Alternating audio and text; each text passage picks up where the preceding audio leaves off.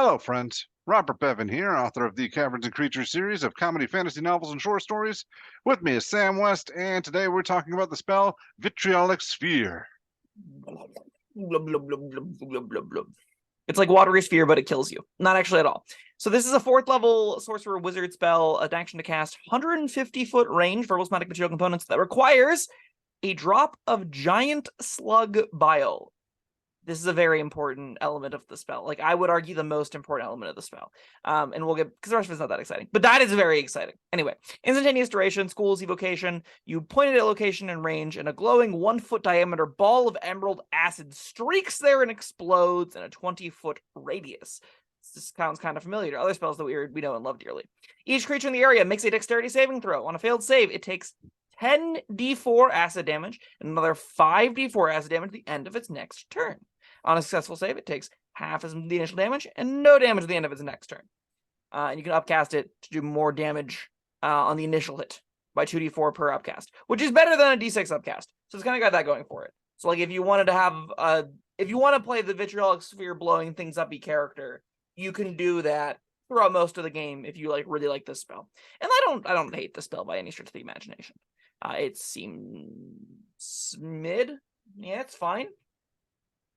It's kind of disappointing that, all right, a fresh new spell. What is it going to do? Something new and interesting? No, it's fireball with acid. Well, so I will say this spell does one slightly more interesting thing is it does 2 instances of damage, and with the 2 instances of damage, it is higher damage than a leveled up fireball. If you don't get the second proc of damage, it is way worse. So, like, this has a higher ceiling, lower floor. And I think it's okay. I think it's okay that kind of spell can exist. Is there any kind of practical effect of dividing up the damage like that? Usually no. So usually there will be very niche circumstances where a creature will have temporary resistance or immunity, and in those situations, having damage that it, let's say something is resistance to acid damage on the start of its next turn, right? This damage happening at the end of its next turn means it would take half of the 10d4 from the resistance would wear off on its turn, and then would take the regular 5d4. Whereas if it was all front-loaded, it would be all halved. That is less than single-digit creature. I can't think of something where that will be the case. So, it's not necessarily a relevant point to it, but that's where it would matter. What about for breaking concentration? Yeah, that is 2 concentration checks too. That's a great point. If you hit it with something, it'll take the damage. Then you take the damage again. 2 checks. One now, one at the end of its turn. Sure, that's fine. Those are both small upsides over fireball. I like that we got. What I ask out of damage spells is that if they're going to be areas of damage, they have to do something different to fireball. They can't just be damage in area, right? So Cone of Cold I don't love because it's just damage in area.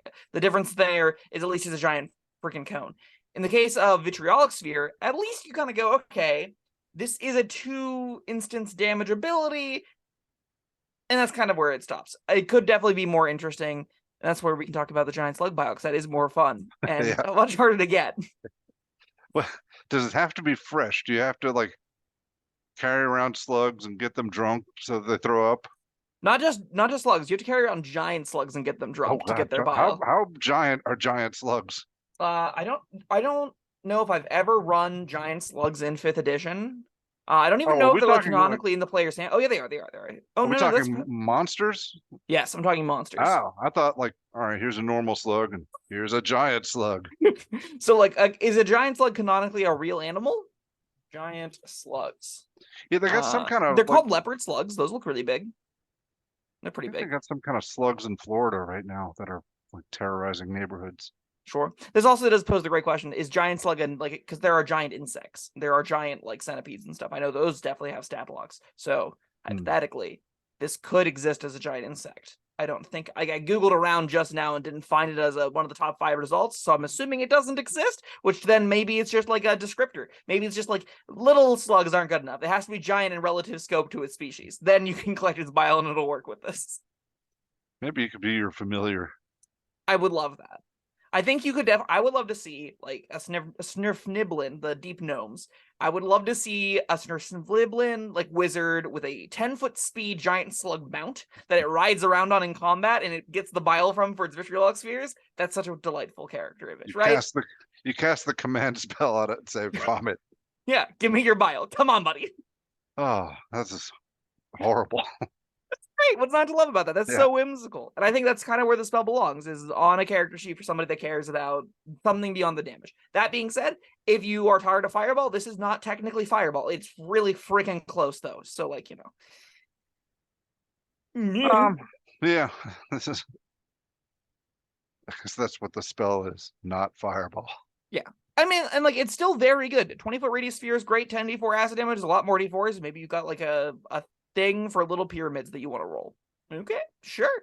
The differences between d6s and d4s, I mean, d4s, you're rolling more of them. They do less damage on average. You're going to get you're going to have, with d4s, a higher instance of average than you will with the d6s. But because you're rolling so many dice at this point, it is kind of moot. Like, you are reaching a point where the differences in these numbers and the kinds of these numbers in practice just gets so fewer and fewer and fewer instances will there be any meaningful difference, I think.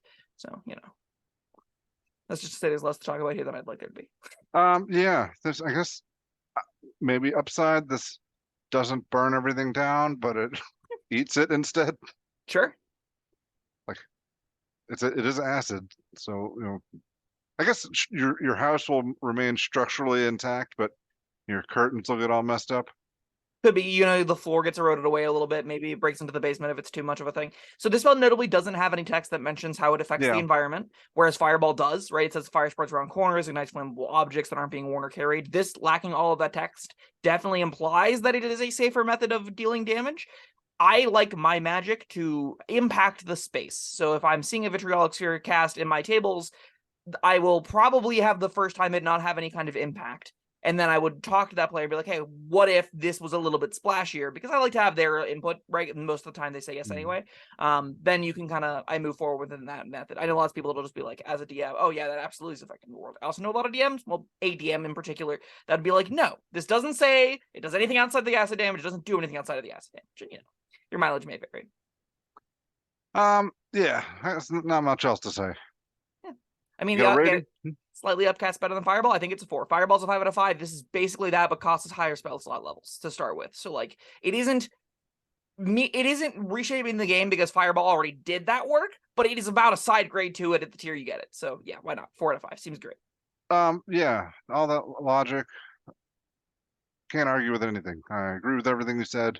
4 out of 5, perfectly reasonable. If the Giant Slug stat block exists, viewers at home, please link me in the comments because I would like to see it. I don't know where it would be from, but I couldn't find it in the 2 seconds I looked on this video. So, you know, I think they're sweet. Do you like giant slugs? What other monsters deserve to have their bile as components to spells? Deserve. Engagement. Yeah. All right. Yeah, leave us your giant slug thoughts in the comments, as well as your thoughts on this spell. And when you said giant slug thoughts, I just envisioned a slug in a thong, and that brings me a lot of joy. Slug thongs. Don't leave that in the comments. All right. Thank you, Sam, and thank you everyone for joining us. We'll see you next time. Bye-bye. Thank you for watching. If you found this helpful, informative, or entertaining, I'd really appreciate it if you hit the like button below. You needn't smash it. A gentle tap will suffice. If you want to see more videos like this, subscribe to the channel. And make sure you check out the links in the description, where you'll find my Caverns Creatures series of comedy fantasy novels, Sam's full review of the spell, and other fun things.